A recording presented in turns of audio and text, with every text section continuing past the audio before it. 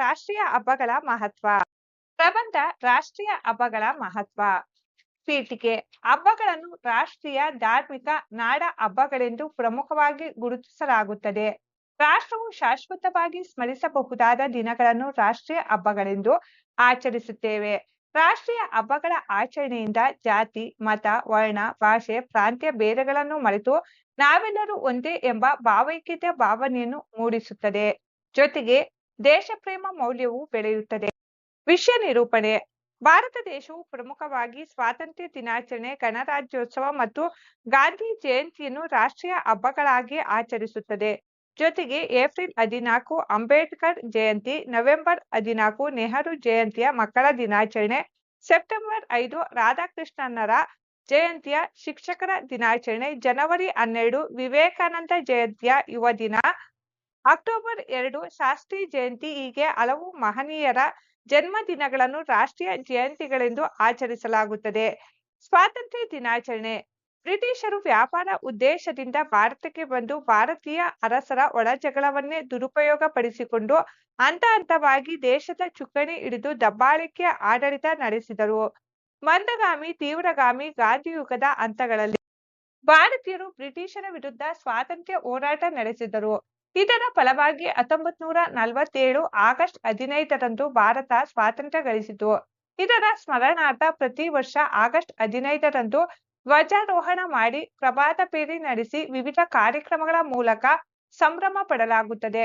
ಸ್ವಾತಂತ್ರ್ಯಕ್ಕಾಗಿ ದುಡಿದವರನ್ನು, ಮಡಿದವರನ್ನು ಸ್ಮರಿಸಲಾಗುತ್ತದೆ. ವಿವಿಧ ಹೊಸ ಯೋಜನೆ ಜಾರಿಗೊಳ್ಳುತ್ತವೆ. ಗಣರಾಜ್ಯೋತ್ಸವ. ಭಾರತವು ಸ್ವಾತಂತ್ರ್ಯ ಪಡೆದ ಮೇಲೆ ನಮ್ಮದೇ ಸಂವಿಧಾನ ರಚಿಸಬೇಕಿತ್ತು. ಭಾರತದ ಎಲ್ಲಾ ಪ್ರಾಂತ್ಯಗಳನ್ನು ಒಗ್ಗೂಡಿಸಬೇಕಿತ್ತು. ಸಂವಿಧಾನ ಶಿಲ್ಪಿ ಡಾಕ್ಟರ್ ಅಂಬೇಡ್ಕರ್ ಅವರ ನೇತೃತ್ವದಲ್ಲಿ 1950 ಜನವರಿ 26ರಂದು ಸಂವಿಧಾನ ಜಾರಿಯಾಯಿತು. ಎಲ್ಲ ಪ್ರಾಂತ್ಯಗಳನ್ನು ಗಣಗಳಾಗಿ ಒಗ್ಗೂಡಿಸಲಾಯಿತು. ಪ್ರಜೆಗಳೇ ಪ್ರಭುಗಳಾದರು. ಹೀಗಾಗಿ ಈ ದಿನವನ್ನು ಗಣರಾಜ್ಯೋತ್ಸವ ಅಥವಾ ಪ್ರಜಾ ರಾಜ್ಯೋತ್ಸವ ದಿನವೆಂದು ಆಚರಿಸಲಾಗುತ್ತಿದೆ. ಉಕ್ಕಿನ ಮನುಷ್ಯ ಸರ್ದಾರ್ ವಲ್ಲಭಾಯ್ ಪಟೇಲರ ಮುಂದಾಳತ್ವದಲ್ಲಿ ಪ್ರಾಂತ್ಯಗಳೆಲ್ಲ ಸೇರಿ ಏಕೀಕೃತ ಭಾರತವಾಯಿತು. ಪ್ರತಿ ವರ್ಷ ಜನವರಿ 26ರಂದು ಧ್ವಜಾರೋಹಣ ಮಾಡಿ, ಪ್ರಭಾತ ಪೇರಿ ನಡೆಸಿ, ವಿವಿಧ ಕಾರ್ಯಕ್ರಮಗಳನ್ನು ಹಮ್ಮಿಕೊಳ್ಳಲಾಗುತ್ತದೆ. ಸಂವಿಧಾನ ರಚನಾಕಾರನನ್ನು ಸ್ಮರಿಸಲಾಗುವುದು. ಗಾಂಧಿ ಜಯಂತಿ. ಸ್ವಾತಂತ್ರ್ಯ ಹೋರಾಟದ ಮುಂದಾಳತ್ವ ವಹಿಸಿದ ಮಹಾತ್ಮರು.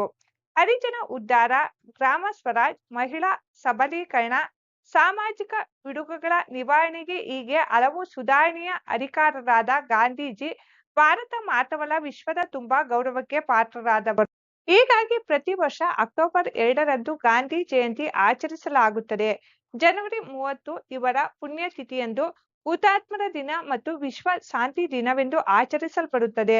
ಅಂದು ಸರ್ವಧರ್ಮ ಪ್ರಾರ್ಥನೆ, ಸ್ವಚ್ಛತೆಯ ಶ್ರಮದಾನ ಮತ್ತು ವಿವಿಧ ಕಾರ್ಯಕ್ರಮಗಳಿರುತ್ತವೆ. ಉಪಸಂಹಾರ. ರಾಷ್ಟ್ರೀಯ ಹಬ್ಬದಲ್ಲಿ ಶಾಲಾ, ಕಾಲೇಜು, ಕಚೇರಿಗಳಲ್ಲಿ ರಾಷ್ಟ್ರಧ್ವಜ ಹಾರಿಸಿ ವಿವಿಧ ಕಾರ್ಯಕ್ರಮ ಮತ್ತು ಯೋಜನೆಗಳನ್ನು ರೂಪಿಸಲಾಗುತ್ತದೆ.